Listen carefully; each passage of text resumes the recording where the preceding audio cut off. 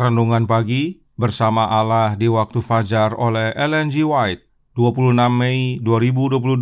Mari kita berdoa.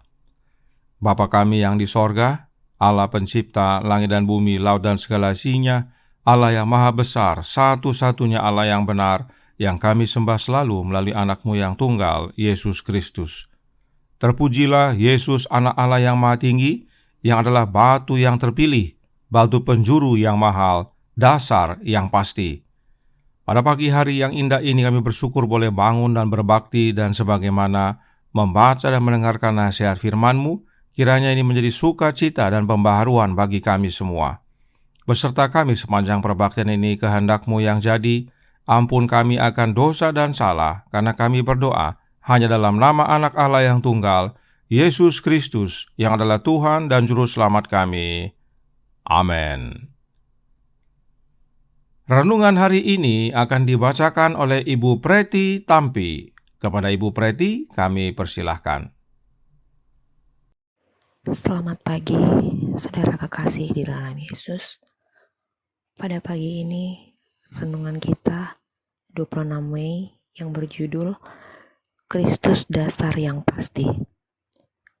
Ayat hafalannya terdapat dalam 1 Petrus 2 ayat 6. Sebab ada tertulis dalam kitab suci, sesungguhnya aku meletakkan di Sion sebuah batu yang terpilih, sebuah batu penjuru yang mahal, dan siapa yang percaya kepadanya tidak akan dipermalukan. Dalam kebijaksanaan yang tidak terbatas, Allah memilih batu dasar itu dan meletakkannya sendiri. Ia menyebutnya dasar yang teguh. Segenap dunia boleh meletakkan beban dan kesusahannya di atasnya. Batu itu dapat menanggung semuanya. Mereka dapat membangun di atasnya dengan ketentraman yang sempurna. Kristus adalah sebuah batu yang telah diuji. Mereka yang percaya padanya tidak pernah dikecewakannya.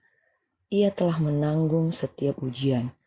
Ia telah menderita tekanan kesalahan Adam dan kesalahan keturunannya, dan telah berhasil sebagai pemenang atas kuasa kejahatan. Dia telah menanggung beban yang diletakkan di atasnya oleh setiap orang berdosa yang mau bertobat.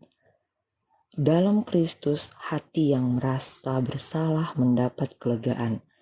Ialah dasar yang teguh.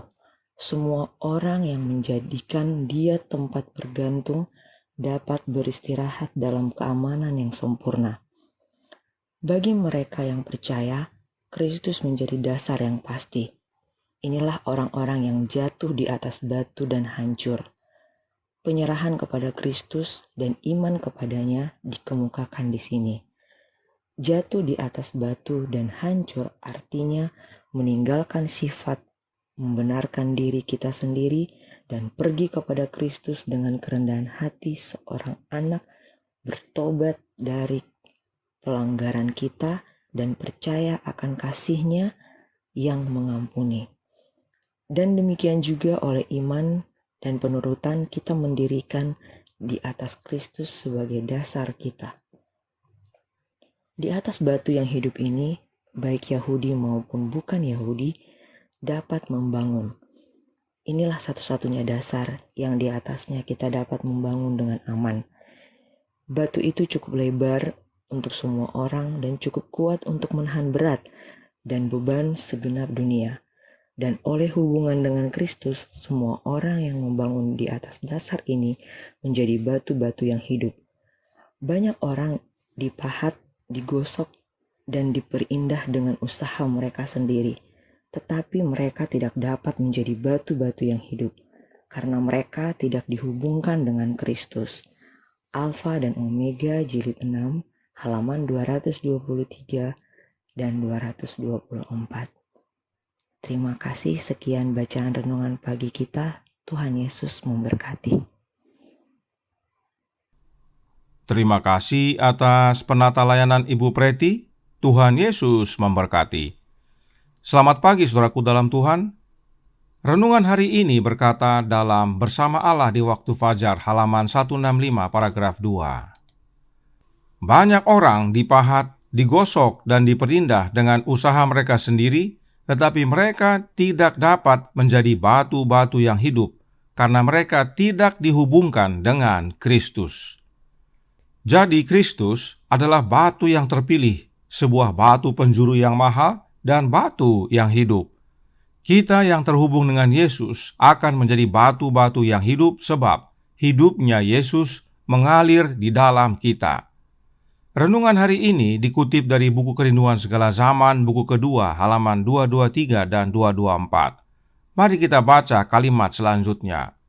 Kerinduan Segala Zaman, buku kedua, halaman 224, paragraf 3, berkata, banyak orang dipahat, digosok, dan diperindah dengan usaha mereka sendiri, tetapi mereka tidak dapat menjadi batu-batu yang hidup karena mereka tidak dihubungkan dengan Kristus. Tanpa hubungan ini, tidak seorang pun dapat diselamatkan. Tanpa hidup Kristus di dalam kita, kita tidak dapat menahan topan penggodaan. Keamanan kita yang abadi bergantung pada cara membangun dasar yang teguh. Inilah yang menjadikan kita batu-batu hidup, yaitu terhubung dengan Kristus. Dan saat kita terhubung dengan Kristus, maka hidupnya Kristus di dalam kita. Dan kita memiliki jaminan keselamatan. Dalam tulisan lainnya dikatakan, pulang ke rumah halaman 107 paragraf 2. Dan oleh hubungan dengan Kristus, semua orang yang membangun di atas dasar ini menjadi batu-batu yang hidup. Untuk menjadi batu yang hidup, kita harus terhubung dengan Yesus. Di luar Kristus, kita menjadi batu mati. Karena Kristus sendiri berkata, sebab di luar aku, kamu tidak dapat berbuat apa-apa, menjadi kering, kemudian dikumpulkan orang dan dicampakkan ke dalam api, lalu dibakar. Artinya, di luar Kristus kita binasa. Roh Nubuat menjelaskan hubungan kita dengan batu hidup yang memberi hidup. Khotbah di atas bukit halaman 167 paragraf 2 menyatakan, Kristus, fondasi yang benar, adalah batu yang hidup. Kehidupannya diberikan kepada segala yang dibangun di atasnya. Kamu juga dipergunakan sebagai batu hidup untuk pembangunan suatu rumah rohani. Di dalam Dia tumbuh seluruh bangunan, rapi tersusun, menjadi bait Allah yang kudus di dalam Tuhan. 1 Petrus 2 ayat 5, Efesus 2 ayat 21. Batu-batu itu menjadi satu dengan fondasi karena kehidupan yang biasa tinggal di dalam semua. Bangunan itu tidak dapat dirobohkan angin topan. Inilah penjelasan mengapa jika kita terhubung dengan Kristus, maka kita menjadi batu yang hidup. Sebab Kristus adalah batu yang hidup dan saat kita bersatu dengan Kristus, yaitu dibangun di atasnya, maka hidupnya Yesus diberikan kepada kita. Kita menjadi hidup. Kita yang tadinya batu mati menjadi batu hidup. Dan sebagaimana renungan hari ini nyatakan, bahwa Kristus adalah satu-satunya yang di atasnya kita dapat membangun dengan aman.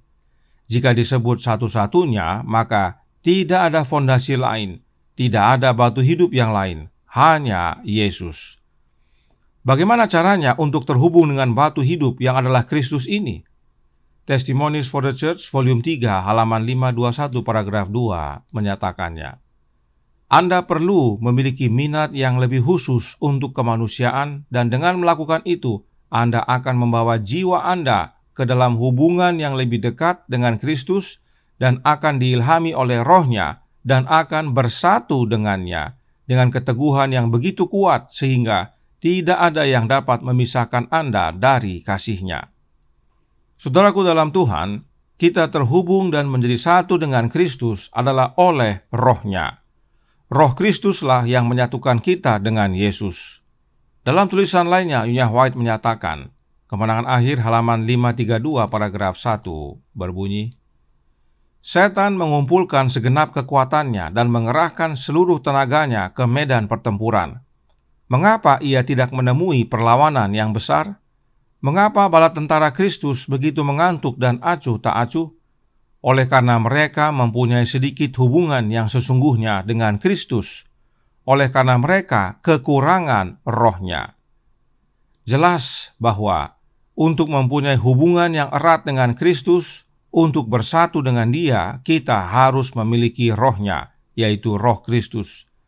Mereka yang kurang akan roh Kristus, lemah, tidak bisa melawan setan.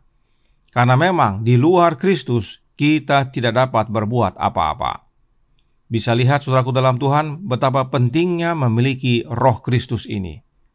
Ingat kembali kutipan berikut ini dalam Menjadi Putra dan Putri Allah halaman 35 paragraf 3. Dikatakan di sana, pemberian roh itulah pemberian hidup Kristus. Hidup Kristus itu adalah sama dengan rohnya Kristus, sebab memang roh itu sama dengan hidup. Karenanya saat Roh Nubuat berkata, kita menjadi batu hidup oleh karena terhubung dengan Kristus, yaitu dengan menerima hidupnya, maka hal itu sama dengan kita menjadi batu-batu yang hidup oleh karena terhubung dengan Kristus, yaitu dengan menerima rohnya. Sebab Roh Nubuat dengan jelas menyatakan bahwa roh itu adalah hidup.